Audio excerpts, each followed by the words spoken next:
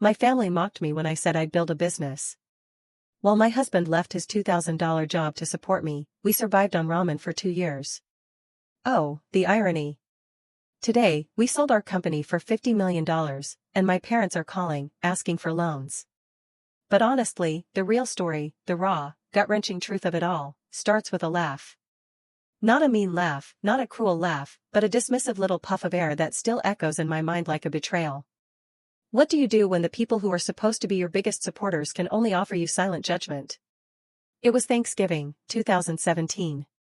The air thick with the smell of roasting turkey and my mom's infamous sweet potato casserole, you know, the one with the mini marshmallows nobody actually likes but everyone pretends to, because who wants to be that person? In a lull between mouthfuls of turkey, I casually mentioned I was thinking of leaving my job at Cushman & Wakefield to start a company. The table went silent. Just for a second. Maybe two. Then, my dad. He made this sound, this tiny exhale through his nose, almost a cough. And my mom looked at him, and then they both just laughed. It wasn't spiteful. It was the sound of two people genuinely convinced they'd just heard the most ridiculous thing in the world.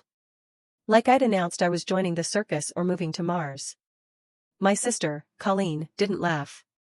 She was cutting her son's turkey into impossibly tiny pieces, eyes down, and she just kept cutting. "What kind of company?" she asked, her voice steady. "Meal prep kits," I said. "But different. Not like the ones that already exist." My dad, still chuckling, chimed in, "Like Blue Apron?" "How is it not like Blue Apron?" And that, right there, was the start of the longest argument of my adult life. An argument that technically hasn't ended, because we never resolved it. We just stopped talking about it. My dad went back to watching the Lions lose. My mom started clearing plates, even though half of us were still eating, her universal signal for conversation over. "My name is Beth Kowalski." That Thanksgiving, I was 31. I'd spent 6 years in commercial real estate, starting as an analyst, then leasing, then some hybrid role they made up just to give me more work without actually promoting me. I was good at it. I was not passionate about it. I know, passionate is an overused word, but I'd sit at my desk on the 14th floor of a Wacker Drive building, staring at lease abstracts, and this heavy, dead weight would settle in my stomach. Now, I realize it was the slow, crushing realization that I was probably going to do this for the next 40 years. My husband, Tom, was an engineer at Motorola Solutions, pulling in $198,000 a year. We always rounded it up to 200, because it just sounded cleaner. Tom is the kind of person who reads documentation for fun. Not manuals, exactly. He'd spend a Saturday afternoon devouring the FDA's food labeling guidelines just to understand how nutrition fact panels worked. I think that's actually where the idea for Provisions started. One night, we were in bed. He was on his laptop, deep in the weeds of allergen labeling. "You know what the problem with meal kits is?" he murmured. "They're designed by food people. Nobody's thinking about the logistics." I sat bolt upright. He didn't even notice. Just kept scrolling. "Tom," I whispered. "Say that again." He peered at me over his reading glasses. He was 33, but wore them like a 60-year-old professor. "What? The logistics thing?" "Yes. I mean, it's obvious. The margins are terrible because the fulfillment is terrible. Cold chain, last mile, all of it. If you fix the supply chain side, you could undercut everyone." He just went back to reading. I lay there, staring at the ceiling for what felt like an hour. There was a water stain up there, shaped exactly like Rhode Island. I remember that. I remember the sound of his steady breathing, and the faint murmur of our neighbor's TV through the wall, probably something British. I could catch the cadence even through the drywall. That was March 2017. By the time Thanksgiving rolled around and I opened my mouth at my parents' table, Tom and I had been secretly sketching out this idea for 8 months. We had a business plan. We had projected unit economics. Tom had even built a prototype cold pack system in our garage that kept food at temperature for 36 hours. The industry standard was 14. We weren't just dreaming, we were building. But I hadn't told my family any of it. Why? Honestly, I think I was afraid they'd take it seriously. As long as it was theoretical, nobody could tell me it was going to fail. The moment I said it out loud, it became real. And real things? Real things can break. After that Thanksgiving, I didn't bring it up with my parents again. I just did it. That's probably the most honest thing I can tell you about myself. I don't process big decisions out loud. I make them in silence, and then I present them as facts. Tom says it's my best and worst quality. My therapist, I started seeing one later, during the ramen years, said it was a control mechanism. Probably both. In January 2018, I put in my notice at Cushman & Wakefield. My manager, Diane, who I genuinely liked, sat me down. Beth, I'm not going to pretend I understand this, but I respect it. Just, don't burn through your savings in the first 6 months. I told her I wouldn't. I did. Our company was called Provisions. The idea was simple, or so I thought. Instead of shipping individual meal kits to individual homes, which, when you look at the numbers, is insanely expensive, we'd partner with local grocery stores as pickup points. You'd order online, we'd deliver in bulk to the store, and you'd grab your kit when you did your regular shopping. We eliminated the last-mile residential delivery, where most meal kit companies were just hemorrhaging cash. Tom designed the packaging. It was genuinely brilliant. These insulated pouches using a phase-change material he'd been tinkering with, basically the same principle as those hand warmers you crack, but in reverse. Cold for hours, flat packable, recyclable. He filed the patent from our kitchen table, eating leftover pad thai from that place on Irving Park, the one with the green awning that's a laundromat now. I can still smell the peanut sauce when I think about those early days. We incorporated in February. I remember driving to the Secretary of State's office, not the DMV one, the business filing one on Randolph. There was a woman in line ahead of me, registering a dog grooming business. She was so excited, telling the clerk all about her golden doodle, how she'd always wanted to work with animals. The clerk was nodding, clearly not listening. I wondered if that woman's family had laughed at her, too. I wonder sometimes if her grooming business made it. Probably not, statistically. But maybe. The first 6 months were a blur of things I didn't know how to do. I'd never raised capital. Never negotiated a commercial partnership.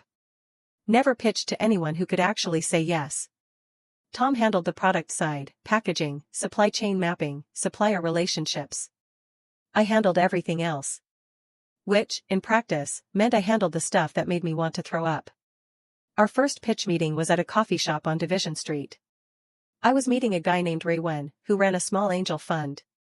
I'd found him on LinkedIn, which feels embarrassing to admit, but that's how it works when you don't have connections. Ray showed up 20 minutes late, ordered a Cortado, and listened to me talk for about 4 minutes before he cut me off. How are you different from Freshly? Freshly ships direct to consumer. How are you different from Freshly in a way that matters to the customer? He held up a hand before I could launch into logistics. Not the logistics. The customer doesn't care about your logistics. What does the customer feel? I didn't have a good answer. Not then. Ray didn't invest, but he gave me something worth more than money, though I didn't recognize it at the time. He said, "You built this from the inside out. The tech, the supply chain, the efficiency. That's great. But you need to also build it from the outside in. What does the person holding your product feel?" I thought he was being condescending. I went home and complained to Tom about it for an hour. Tom listened, which he's very good at, and then said, "He's right, though." I didn't speak to Tom for the rest of the evening, not in an angry way. I just needed to sit with the fact that I'd spent 8 months building something, and might have been building it all wrong. We were burning through our savings.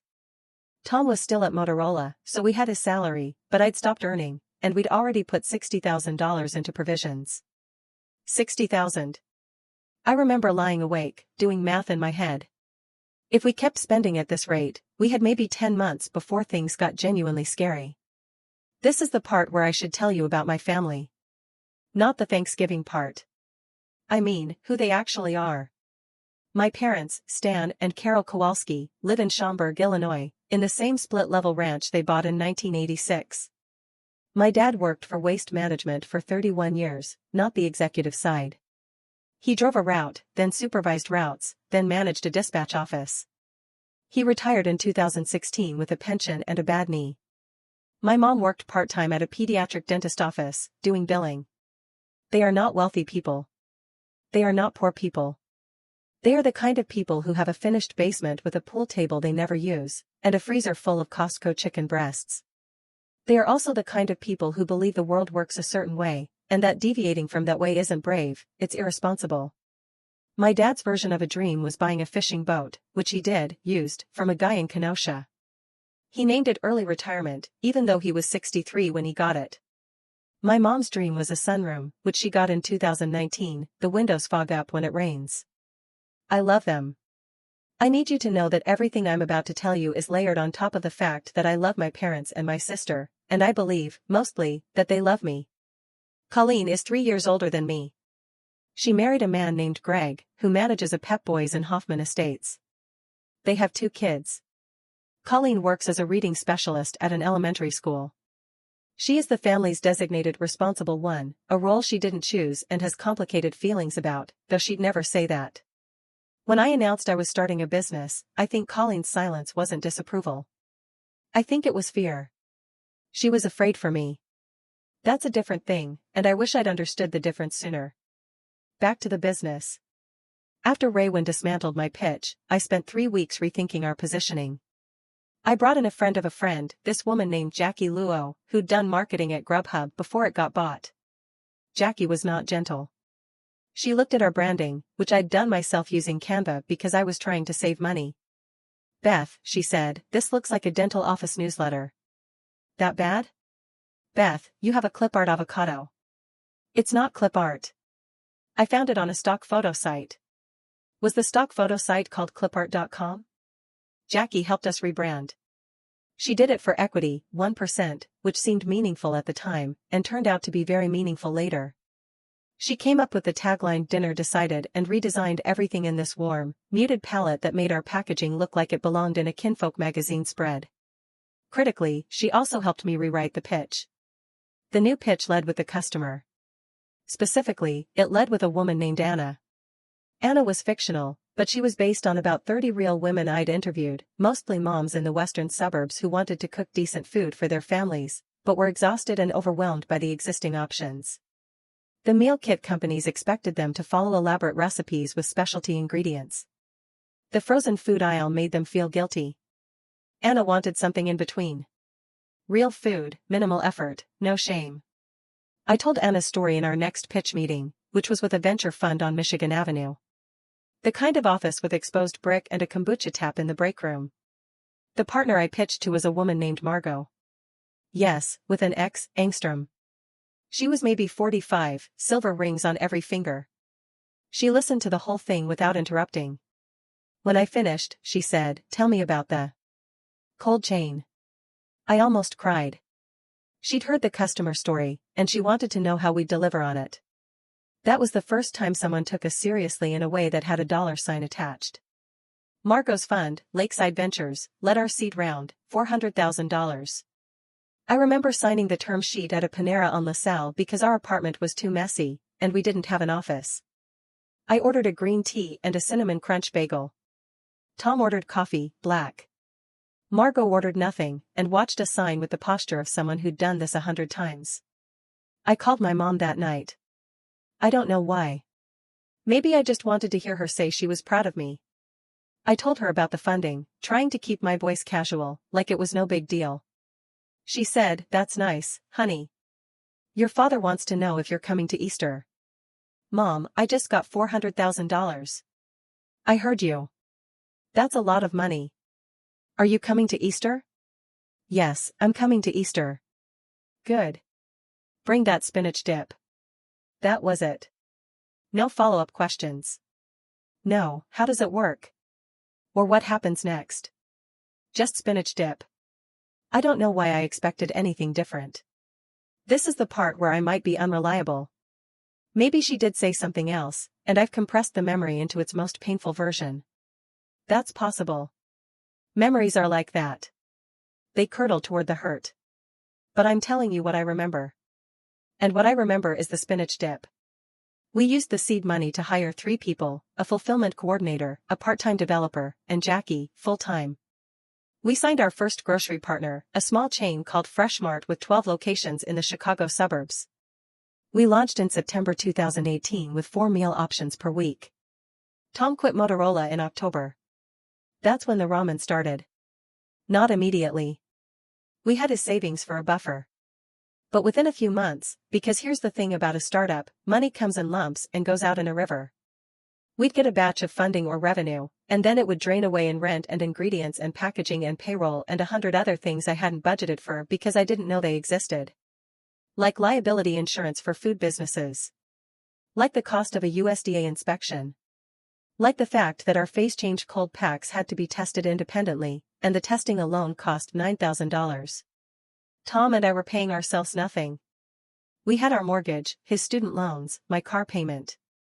We cut everything. No eating out, no new clothes, no vacations. We canceled our gym memberships. I remember this specifically because the guy at Planet Fitness tried to upsell me on a freeze membership, and I had to explain that no, I didn't want to freeze it, I wanted to cancel it. And he literally couldn't find the cancel button in his system, which felt like a metaphor. We ate a lot of ramen. Not in a fun way, not in a we're in our 20s and this is charming way. We were in our early 30s with a mortgage, eating Maruchan on the couch while watching old episodes of Chopped, which, in retrospect, was masochistic because we were hungry, and those people were cooking beautiful food. There were nights I sat in our car in the garage, not going anywhere, just sitting. Engine off, the light from the garage door opener casting this sickly yellow glow. I'd just hold my phone and scroll through nothing. I wasn't sad, exactly. I was in some state beyond sad, where you've burned through the vocabulary for how you feel, and you're just a body in a seat. Tom found me out there once. He opened the car door and sat in the passenger seat and didn't say anything. After about 5 minutes, he said, I think we need to try the chicken tikka kit with different rice. I almost laughed. Tom, the jasmine is too sticky. I know. Like, really broke. I know, but the rice is still wrong. And he was right. We switched to basmati, and the customer reviews for that kit went from 3.8 to 4.4 stars. Sometimes, the answer really is just rice. I should tell you about the first twist now. Or maybe it's not a twist. Maybe it's just what happened, but it changed everything. In March 2019, our fulfillment coordinator, a guy named Derek. Wait, I'm not supposed to use that name. His name was actually Brandon. Brandon, who was 26 and very earnest and wore the same gray Patagonia fleece every single day, came to me and said, Beth, we have a problem. What kind of problem? A shrinkage problem. He meant theft. Product was going missing between our prep kitchen and the Fresh Mart stores. Not a lot, maybe 5%, but 5% of an already thin margin is the difference between surviving and not. I went to Fresh Mart's regional manager, a man named Phil Hartwick, who I'd been working closely with for 6 months, and who I genuinely thought was on our side. Phil sat me down in his office. His desk had a photo of his kids at Disney World and a stress ball shaped like a football. Beth, he said, I've looked into it, and I think the issue is on your end. Our end? Our delivery drivers? Phil. We use your receiving dock. The product is fine when it leaves our kitchen. It's fine on the truck. The shrinkage starts after it hits your stores. He got very still. I'm not comfortable with what you're implying. I'm not implying anything. I'm reading the numbers. He ended the meeting. The next week, Fresh Mart dropped 2 of our 12 store locations, citing underperformance. The 2 stores they dropped were our highest volume ones. I was furious. I was also terrified, because losing those stores meant losing about 20% of our revenue, which we absolutely could not afford. Tom and I had a fight that night. One of the bad ones. The kind where you're not really fighting about what you think you're fighting about. I said he should never have quit his job. He said I was the one who asked him to. I said I didn't ask, I suggested. He said, Beth, you handed me a spreadsheet showing why it made sense for me to quit. That's not a suggestion. That's a business case. He was right about that, too.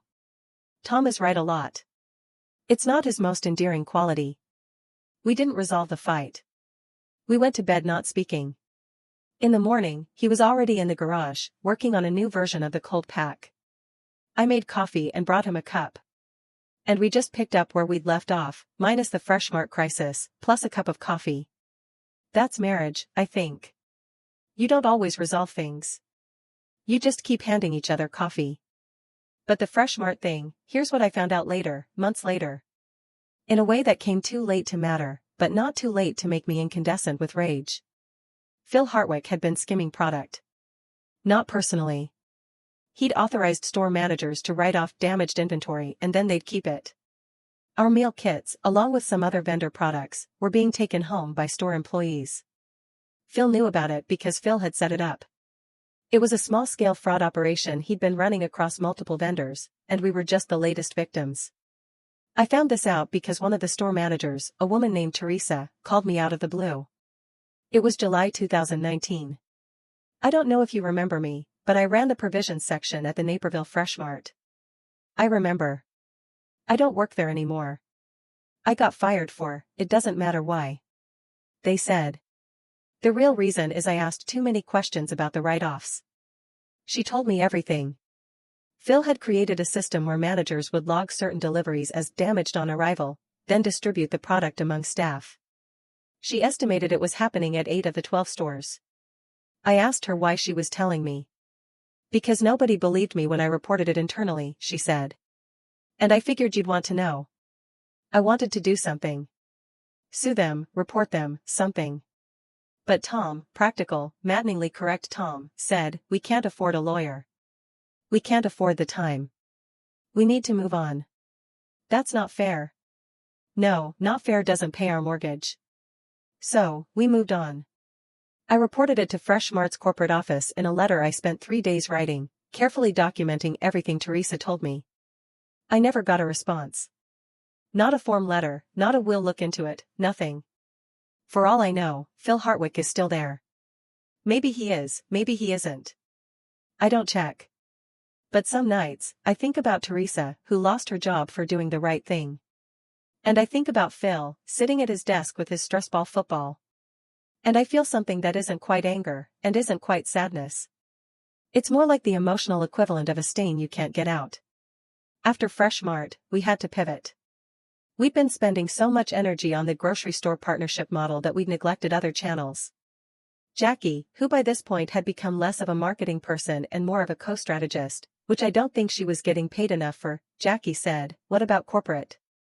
Corporate what? Corporate meal programs. Offices. Companies that want to feed their employees but don't want to deal with catering. This was late 2019, the pre-pandemic world. Remember offices? Remember when people debated whether open floor plans were good or bad? Remember the snack walls? Jackie saw something I'd missed. Companies were spending thousands on catering and meal benefits. And most of the options were the same: pizza, sandwich trays, sad salads in plastic containers. Our kits could be different. Individual portions, customizable, high quality, stored in the office fridge, and people could grab them when they wanted, instead of being forced to eat at a scheduled lunch. We did a trial with a tech company in River North. 50 employees, 2 weeks of provisions kits. The feedback was so good that the office manager called me personally to extend the trial. She said, and I remember this exactly because I wrote it down, my team is actually excited about lunch. That's never happened.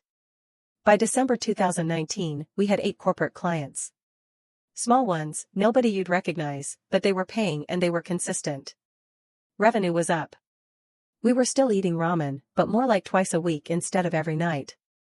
I bought myself a new pair of jeans from Target, which felt like a splurge. And then, of course, the world ended. March 2020. COVID. Offices closed overnight. All 8 of our corporate clients paused their accounts within 2 weeks. I watched our revenue go from its highest point ever to essentially zero in the time it takes to binge a season of something on Netflix. I don't want to spend too long on the pandemic part, because everyone has a pandemic story, and they all sound the same after a while. But here's what I'll say, there were 3 days in March 2020 where I genuinely did not know if we'd survive. Not the company. I mean Tom and me. Financially. Emotionally. As a couple. We were locked in our house in Lincoln Square with no income, no clients, a business that suddenly had no market, and about $11,000 in the bank. Tom handled it differently than I did. He went quiet. He'd disappear into the garage for 8, 10 hours at a time. I thought he was working on the cold packs or the packaging or something productive. It turned out he was rebuilding an old motorcycle he'd found at an estate sale. He said he needed to work with his hands on something that wasn't the business. I thought that was an excuse to avoid dealing with reality. I told him that. He said reality wasn't going anywhere, and he'd deal with it when his spark plugs were clean. We didn't fight about it. We were too tired to fight. The pandemic had this way of flattening everything emotional, like your feelings were behind a pane of glass. You could see them, but you couldn't feel them. Meanwhile, I was doing what I always do when I'm scared. I was making spreadsheets. Modeling scenarios. What if we cut our remaining team to one person? What if I went back to commercial real estate part-time? What if we shut down entirely? How much would it cost to wind things down? I had a tab in my spreadsheet literally labeled death scenario, and it showed we'd owe about $40,000 in lease terminations and severance. It was Jackie who saved us again. She called me in April 2020, a FaceTime call, I remember, because she was in her apartment in Wicker Park, and there was a poster of Solange behind her. And I remember thinking how weird it was to be discussing the potential end of our company with Solange looking over Jackie's shoulder. Beth, she said, everyone's cooking at home. I know. No, I mean everyone. People who never cooked before. People are baking bread. People are watching cooking shows. The meal kit companies are exploding. Blue Apron stock is up like 300%. Good for Blue Apron. Listen to me. The grocery store model is dead. Okay. But direct-to-consumer is back. And we have something nobody else has. What? Tom's Cold Pack. The packaging. We can ship further and keep things colder for longer than anyone. That was always our advantage. We were just using it wrong. She was right. It's possible that the entire trajectory of our company was shaped by Jackie Luo being right at exactly the moment I was ready to quit. I think about that a lot. What if she'd called a day later? What if I'd already started the wind down? The margins between success and failure are so thin that it makes me nauseous if I think about it too long. We pivoted. God, I hate that word, but that's what we did. To direct-to-consumer shipping. Tom's Cold Packs meant we could ship anywhere in the continental US with a 36-hour window, which was unheard of. Most meal kits were limited to about 18 hours, meaning they could only serve certain zip codes. We could reach everywhere. We launched the new model in May 2020. Tom and I packed the first 200 boxes ourselves in our garage at 2 in the morning, listening to a playlist he'd made that was entirely Bruce Springsteen deep cuts. He has a theory that Springsteen's less popular albums are better than the hits. And I have a theory that this theory is wrong. But at 2 a.m. in a garage surrounded by cold packs and ingredients, you don't argue about music. The orders came slowly at first. 50 a week, then 100, then 500. Jackie ran a social media campaign that went modestly viral, which in 2020 terms meant a TikTok video of someone opening our kit and saying, "Wait, this is actually good," got about 2 million views. We didn't make that video. A customer did. Her name was something like Riley or Kylie, I can't remember exactly. She never reached out to us, and we never reached out to her. I think about her sometimes. She probably doesn't even remember making it. By August 2020, we were doing 2,000 orders a week. By December, 5,000. We hired 15 people. We moved out of our garage into a proper commercial kitchen in Elgin, a space that used to be a bakery and still smelled faintly of sourdough even after we cleaned it. I finally paid myself a salary. It was $42,000 a year, which for the CEO of a company doing 7 figures in revenue was laughable.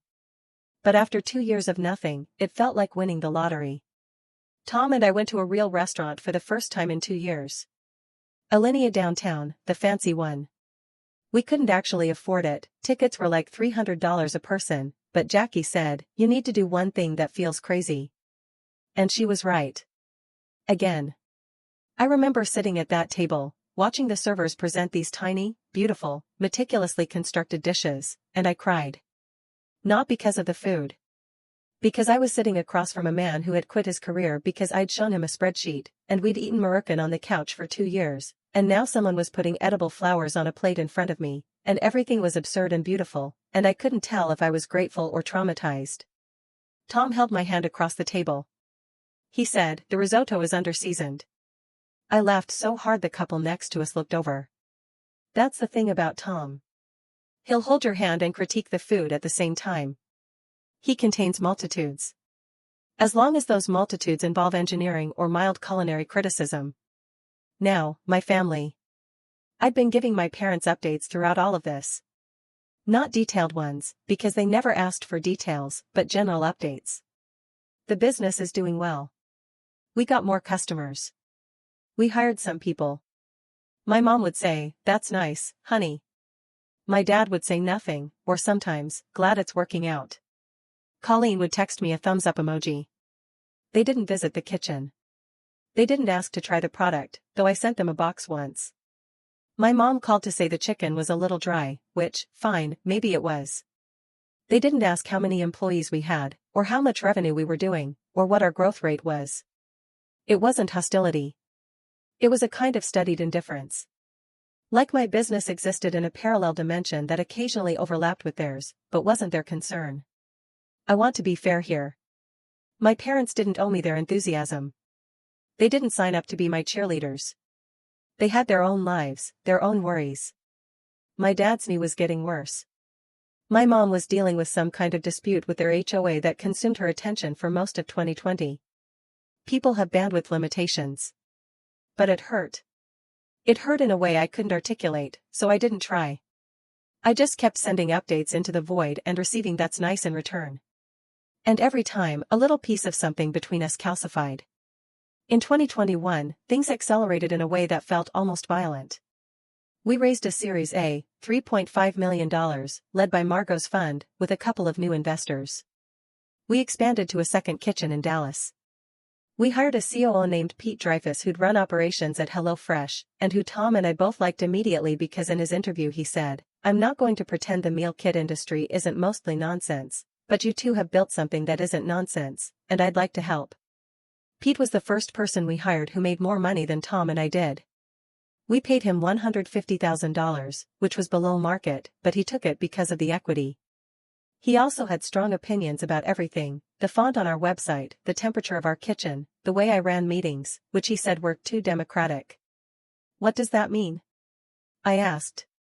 "It means you let everyone talk and then nothing gets decided. That's called inclusion. It's called inefficiency." We argued about this constantly.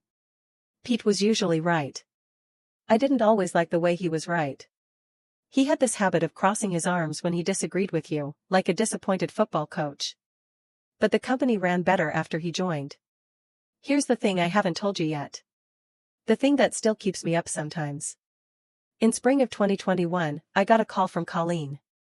Not a text. A call. Colleen almost never calls. She's a texter. A just checking in with a smiley face kind of communicator.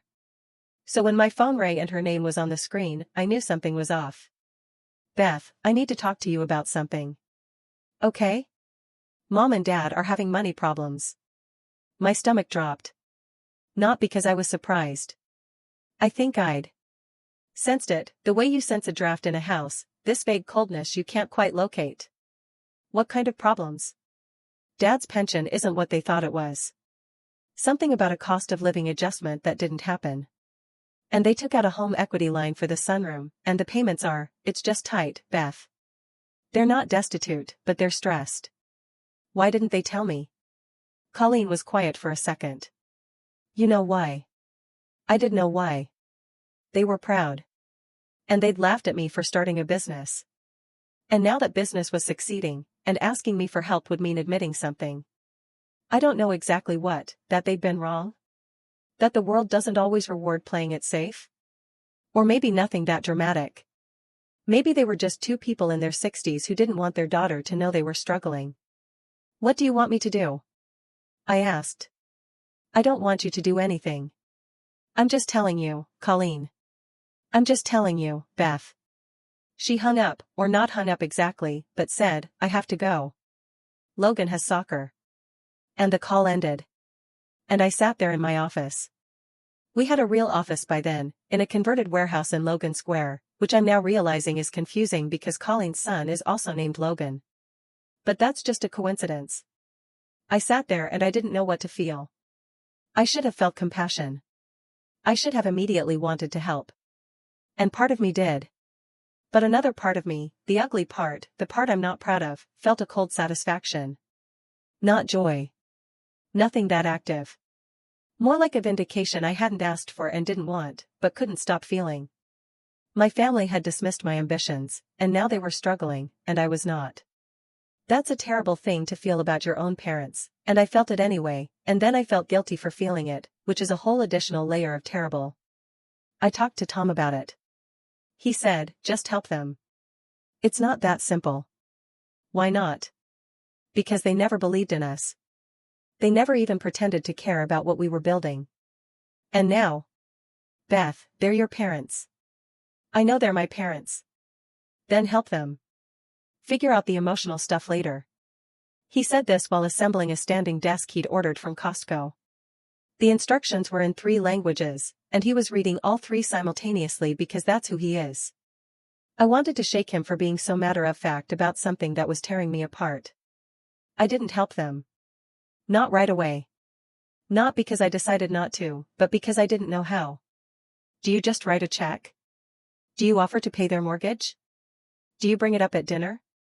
Everything felt like it would expose Colleen for telling me, which she'd specifically asked me not to do, or it would humiliate my parents, which I didn't want. So I did nothing, and hated myself for it. 2 months later, my dad called me.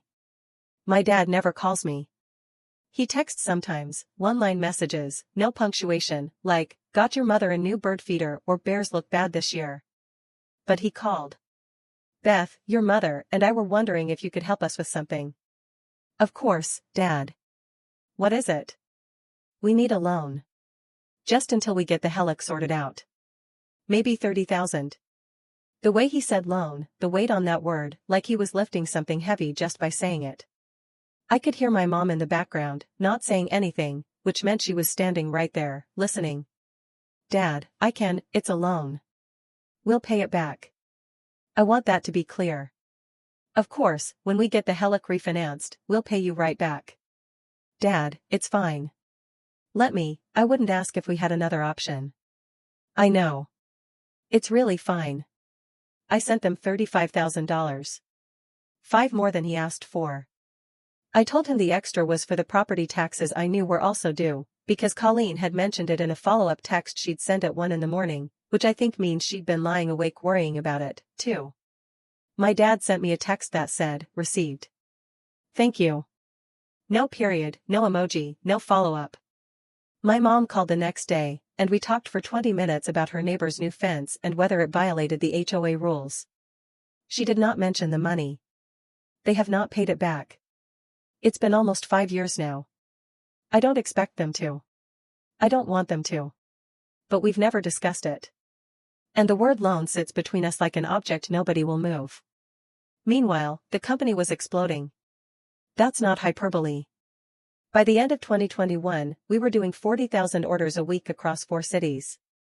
By mid-2022, we'd raised a Series B, $22 million, with a valuation that made me feel like I was in someone else's life. We had 160 employees. We had appeared in the New York Times Wirecutter list of best meal kits. Tom's cold pack technology had been the subject of an article in some engineering journal I couldn't understand, but he was very proud of it, so I framed it and put it in our office. We were winning. And winning felt different than I'd imagined. In the ramen days, I'd fantasized about success the way you fantasize about a vacation, all highlights, no waiting in line. The reality was that success meant more problems, not fewer. Bigger problems, more expensive problems, problems with lawyers involved. We had a trademark dispute with a company called Provision that cost us $80,000 to resolve. We had an employee who faked their credentials, and we didn't catch it for 4 months. We had a batch of kits go out with mislabeled allergens. Nobody got hurt, thank God, but the recall cost us $100,000, and I didn't sleep for a week. Pete handled most of the operational crises. Tom handled the product. I handled the strategy and the fundraising and the external relationships, which meant I spent a lot of time on Zoom calls with investors who wanted to talk about scalability and TAM and other words that mean different things depending on who's saying them. I also handled the thing that nobody tells you about being a CEO, the loneliness. You can't complain to your employees because they need you to be confident. You can't fully unload on your spouse because he's in it with you, and he has his own stress. You can't talk to your family because they don't understand what you do. You can talk to your therapist, who is helpful, but bills by the hour, and whose office always smells like lavender, which I find simultaneously soothing and oppressive. There's a moment from 2022 that I come back to a lot. We were at a company all-hands meeting, about 80 people in person, the rest on video, and Pete was presenting the quarterly numbers. They were good. Really good. Revenue was up 40% quarter over quarter. He put up a slide that showed our growth curve, and the room cheered. People clapped. Someone in the back whistled. And I looked around the room at all these people who joined our company, who depended on us for their livelihoods. And I felt a terror so profound that I had to excuse myself. I went to the bathroom and stood there with my hands on the sink, looking at myself in the mirror, and thought, if I fail, all of these people lose their jobs. If I make the wrong call on a partnership or a market or a hire, 160 families feel it. This is not what I signed up for. I signed up to sell meal kits. I did not sign up to be responsible for other people's mortgages. I splashed water on my face and went back out. Tom caught my eye from across the room and mouthed, "You okay?" And I nodded.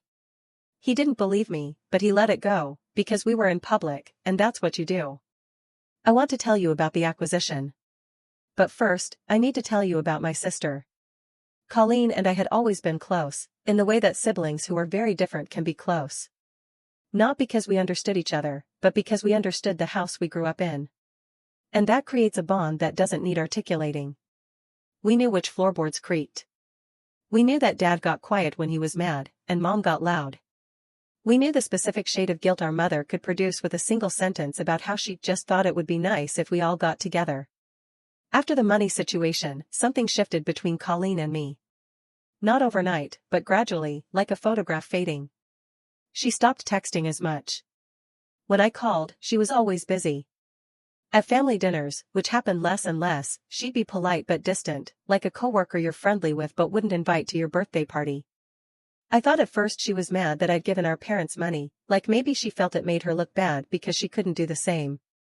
Colleen and Greg weren't struggling, exactly, but they weren't flush.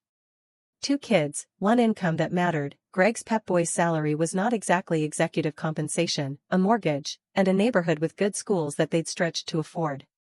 But it wasn't about the money, at least not directly. I figured this out at Christmas 2022, which was the last full family Christmas we've had. We were at my parents' house. The tree had the same ornaments it's had since 1992, including one I made in 4th grade out of popsicle sticks and glitter that should have been thrown away decades ago, but persists because my mother is a sentimental hoarder. I was in the kitchen, helping my mom with the ham, spiral cut, honey baked, the same kind every year. And Colleen came in. "Can I talk to you for a second?" We went to the sunroom, the one with the windows that fog up. It was raining, and the windows were completely opaque, so we stood in this little glass room that felt like being inside a cloud. Colleen said, "I need you to know that I'm proud of you." "Thank you. And I need you to know that it's hard." "What's hard?" "All of it. Being the sister of the person who did the impossible thing. Mom and Dad talk about you now, did you know that? Not to you, to other people. Dad told his fishing buddy that his daughter sold 1 million meal kits. Mom told the HOA lady that you were in the New York Times. They brag about you to strangers, and they can't say it to your face. And I've been here the whole time, doing my job, raising my kids, being fine. And being fine doesn't get you mentioned at the HOA meeting." She wasn't crying. Colleen doesn't cry. She does this thing where her jaw gets tight, and her voice gets very controlled, like she's reading a statement. "Colleen, I'm not asking you to fix it. I'm not even saying it's your fault. I'm just saying it's hard. And I want to be honest with you, because if I'm not honest with you, then what's the point?" I didn't know what to say. I think I said, "I'm sorry." Which was inadequate. She said, "You don't need to be sorry." I just needed to say it. And then she went back to the kitchen and started making the green bean casserole. And we never talked about it again. That conversation sits in my chest like a stone, because Colleen was right. She'd done everything right. steady job, good kids, reliable, responsible, the person everyone calls when they need something. And the reward for doing everything right is that nobody makes a fuss about it. Nobody writes articles about the woman who shows up every day and does her job and loves her kids and doesn't burn her life down to build something from the ashes. There's no TikTok video for that. No Series B. I think about this a lot. Whether what I did was brave or just selfish. Whether Tom and I eating ramen for 2 years was admirable or reckless. Whether the fact that it worked out means it was the right choice, or whether we just got lucky and were telling ourselves a story about destiny when really it was just variance. I don't know. I genuinely don't know. The acquisition happened faster than I expected. In early 2024, we started getting what Pete called sniffs. Casual conversations with larger companies that were clearly sizing us up. A major food conglomerate I won't name took me to lunch at a restaurant in the West Loop and spent 90 minutes talking about synergies, which is a word that means we want to buy you, but we're not ready to say it yet. The serious conversation started in May 2024 with a company I'll call Northbridge Foods, because I'm not allowed to use their real name due to the NDA. But I can tell you they're big.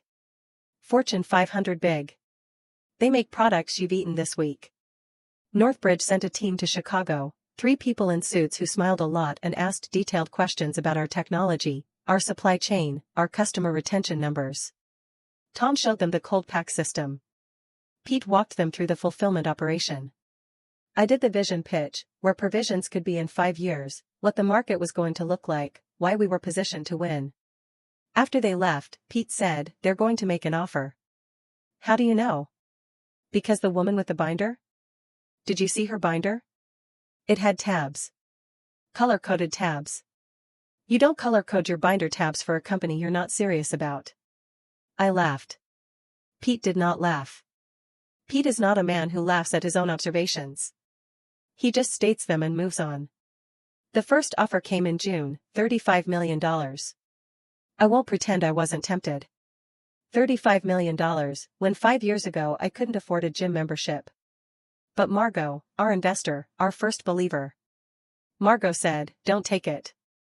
Margot, it's $35 million. The company is worth more. They know it. That's why they're offering 35, to see if you'll take it before you realize what you have. What if they walk away?" She looked at me over her espresso.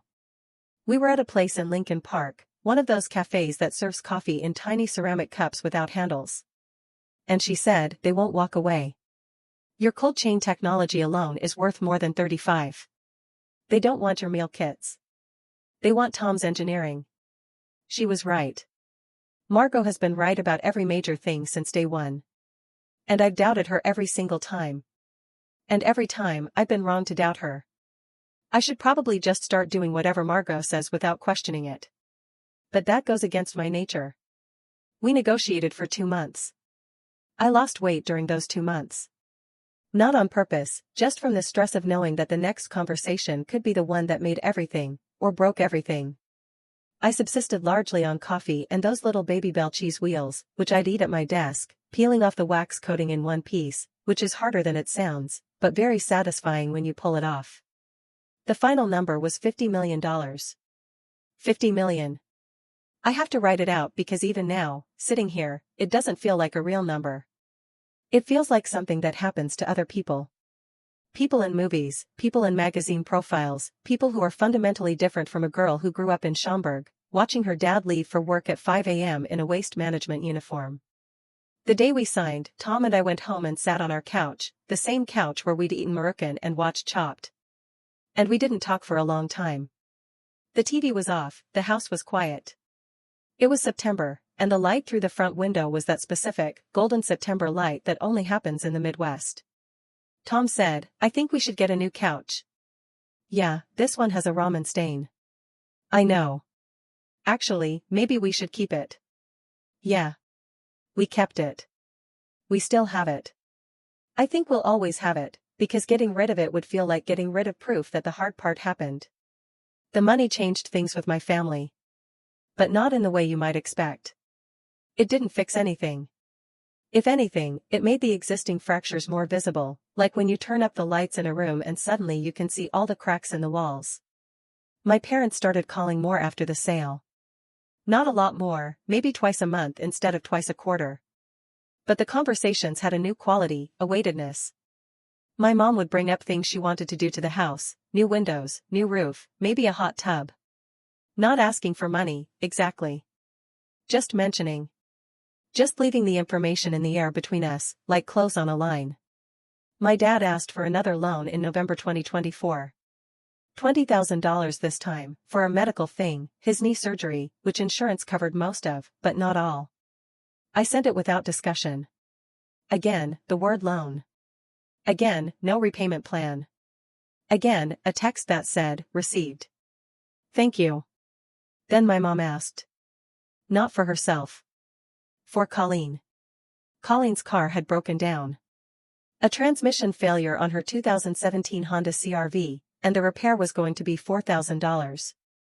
My mom called and said, I hate to ask, but Colleen and Greg are in a tough spot, and I'll take care of it. It's just a loan, obviously. Your father and I will pay you back, too, for the other thing. We just need, Mom, stop. It's fine. She got quiet. Then she said, we're proud of you, Beth. And she started to cry. And I started to cry. And we sat on the phone, crying and not saying anything. Which is the most honest conversation my mother and I have ever had. But here's the thing. The thing that gnaws at me. My parents are proud of me now because I have money. They weren't proud of me when I had the idea. Or when I had the courage. Or when I was packing boxes in my garage at 2 a.m. They're proud of me because the number on the check is big enough to make the pride feel safe. And I don't know what to do with that. I don't know if that's a normal human thing, to only believe in someone after the evidence is undeniable, or if it's a failure of imagination, or love, or something I can't name. Maybe it's none of those things. Maybe my parents were scared the whole time, and their laughter and their indifference were just fear wearing a costume. Maybe when my dad made that sound at Thanksgiving in 2017, that little exhale through his nose, he wasn't dismissing me. He was terrified that his daughter was about to do something that could destroy her, and he didn't know how to say that. So instead, he laughed. I want to believe that version. Some days I do. There's one more thing I should tell you about. Jackie. Jackie Luo, who'd helped us rebrand, who'd saved us during COVID, who'd been there from nearly the beginning. Jackie and I had a falling out during the acquisition. I haven't told anyone the full story. When Northbridge made their initial offer, I brought the deal to our board and to our key people. Jackie was in that meeting. She had that 1% equity, which on a $50 million sale was $500,000, minus taxes. A lot of money by any measure. But during the negotiation, as the number climbed from 35 to 40 to 45, Jackie asked if we could renegotiate her equity. I understood why. She'd taken 1% back when the company was worth nothing. Back when 1% of zero is zero. She'd been instrumental in our survival and our growth. Without Jackie, there is no provisions. I know that. But I also knew that renegotiating one person's equity during an acquisition would open a door I couldn't close. Pete would want more. Our early employees would want more. The investors would push back. The deal itself could be jeopardized. I told Jackie this, sitting across from her in my office, and I watched her face change. So that's it, she said. Jackie, the 1% is worth $500,000. I know what it's worth. I also know what I'm worth. I know what you're worth, too. That's not the issue. Then what is the issue? The issue is that I can't change the terms for one person without changing them for everyone. And if I do that, the deal might fall apart, and then your 1% is worth nothing again. She stared at me. There was a specific silence in that room. The kind of silence that has texture, like the air itself was holding its breath. Then she said, you wouldn't have a company without me. I know. You'd be back at Cushman and Wakefield, leasing office space in the Loop, probably. And you're telling me 1% is what that's worth. I didn't have a good answer. She was right, and I was right. And those two things couldn't exist in the same room. Jackie took her $500,000 when the deal closed. She was gracious about it publicly. She came to the closing dinner. She shook everyone's hand. She posted something nice on LinkedIn. But she hasn't returned my calls since October. I've left 3 voicemails. I've texted her twice. Nothing. I don't know if I made the right call. I think about it at least once a day. I protected the deal, which protected 160 employees, which was the responsible thing. But I might have lost one of the most important people in my life in the process. And the worst part is that I don't know if I'd do it differently if I could go back. I think I'd make the same choice. I think I'd hate myself for it the same way, too. There's a version of this story where everything ties up neatly. Where my parents and I have a tearful reconciliation, and they admit they were wrong, and I forgive them, and we all hug in the sunroom with the foggy windows. Where Colleen and I go to lunch, and she tells me she's not jealous anymore. Where Jackie calls me back, and we laugh about the whole thing. Where I stand on a stage somewhere and say, I did it. I proved them all wrong. That's not what happened. What happened is messier than that. My parents call now. We talk. We don't talk about the money. We don't talk about Thanksgiving 2017, or the years of indifference, or the loans they haven't repaid. We talk about the weather in Schaumburg, and my dad's fishing boat, and whether the Bears are going to do anything this year. It's not healing, exactly. It's more like we've agreed to build a new road around the damage. Colleen texts me more than she did last year. Last week, she sent me a photo of her daughter's science project, a model of the solar system made from styrofoam balls and pipe cleaners. And I sent back a heart emoji. That's where we are. Heart emojis and styrofoam planets. Tom and I are good. Really good. He started a new project. He won't tell me what it is. Says he wants to keep it to himself for a while, which I respect in the way that you respect something that also mildly annoys you. He's in the garage a lot. I hear him playing Springsteen out there. The deep cuts. Jackie. I think about her. I drove past the coffee shop in Wicker Park where she used to live. She's moved, I think, but I'm not sure where. And I sat at a red light, looking at the building, and my phone buzzed with a notification from some app one don't use. And for a second, I thought it was her. It wasn't. I still don't know if the people who love you are supposed to believe in you before you succeed. I don't know if that's a reasonable expectation, or just something we tell ourselves because it sounds nice in a story. My parents didn't believe in me, and I made it anyway, and now they're proud. And the pride feels both real and insufficient, like a coat that's too small. There's a coffee mug on my desk that says, "Dinner decided." Jackie's tagline. I drink from it every morning. The handle has a chip in it from when I knocked it off the counter during a Zoom call in 2021. I should probably get a new one. I keep the chipped one. 2 days ago, I was at my parents' house. We were sitting in the sunroom. It was raining. My dad was reading the Tribune on his iPad, squinting because he refuses to increase the font size. My mom was doing a word search puzzle from a book she bought at the Dollar Tree. I was just sitting there in a plastic chair with a floral cushion, listening to the rain on the foggy glass. My dad looked up from his iPad and said, "Beth, do you remember that Thanksgiving when you told us about the business?" My heart stopped. "Yeah, Dad, I remember." He nodded. He looked back at his iPad. Then he said, without looking up, "I was wrong about that." My mom kept doing her word search. I watched the rain. That was it. That was all he said. I drove home with the radio off, following the Eisenhower West. And there was a waste management truck 2 lanes over, the same green and yellow I grew up seeing in our driveway at 5 a.m. And I watched it take the exit toward Schaumburg. What would you have done in my place, especially when it came to family and that delicate balance of proving yourself versus maintaining a relationship? I'd love to hear your thoughts in the comments.